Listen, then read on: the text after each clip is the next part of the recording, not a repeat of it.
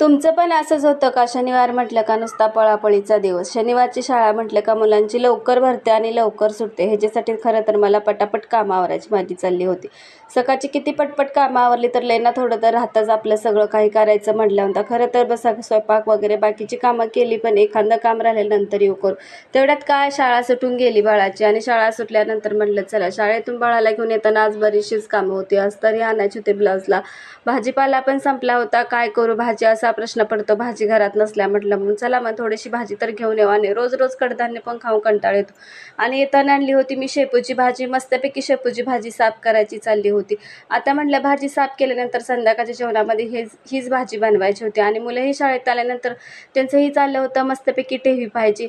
तेवढाच वेळ त्यांचा चालला होता टीव्हीमध्ये आणि माझाही चालला होता भाजी निवडण्यासाठी. खरं तर आजचा दिवस आमचा असा गेला होता. मग कसा वाटला ते नक्की सांगा. भेटू पुढल्या ब्लॉगमध्ये. तोपर्यंत बाय.